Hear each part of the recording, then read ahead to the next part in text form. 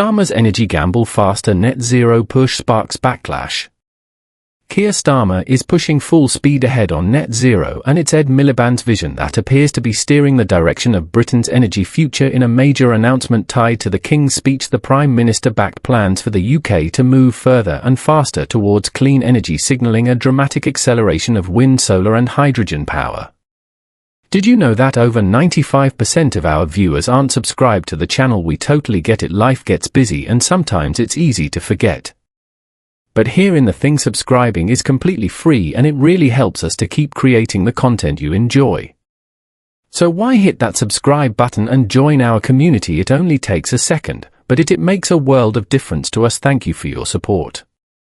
But there's one major omission causing questions: North Sea oil and gas. There was no clear confirmation on whether key fields like Rosebank and Jackdaw will get the green light as the government doubled down on its commitment to block any new licenses for oil and gas exploration. In fact, this pledge, originally in Labour's manifesto, is now being written directly into law for the first time. Supporters say this is a bold step towards energy independence and lower emissions. Critics, however, warn it could leave Britain more exposed to volatile global markets and rising import costs, because while the UK continues to rely heavily on imported energy, ministers are accelerating away from domestic fossil fuels, even as energy bills remain stubbornly high despite promises before the election that household bills would fall by around £300. The reality is very different.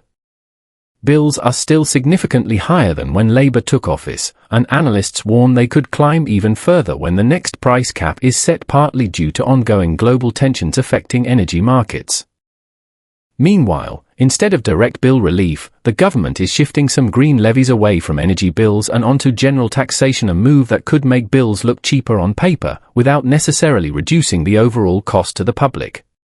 The Energy Independence Bill also outlines plans to speed up renewable infrastructure, making it easier to build wind farms, solar projects, and hydrogen systems across the UK. It even proposes expanding the powers of Ofgem, allowing the regulator to crack down on energy brokers and unfair pricing practices in the market. There are also controversial proposals aimed at landlords, forcing some in the private rental sector to invest up to £10,000 per property to improve energy efficiency and cut tenant bills.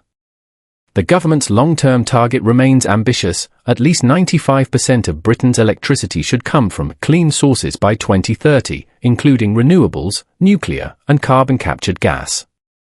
But the plan is already dividing opinion. Supporters see it as a necessary transformation of Britain's energy system. Critics, including voices from the Tony Blair Institute, argue the focus should be on cutting costs first, warning that Britain already pays some of the highest energy prices in the developed world. And with global instability continuing to drive up energy costs, the debate over Britain's energy future is only getting more intense. One thing is clear: this isn't just an energy policy, it's a high-stakes political gamble that could define the next decade.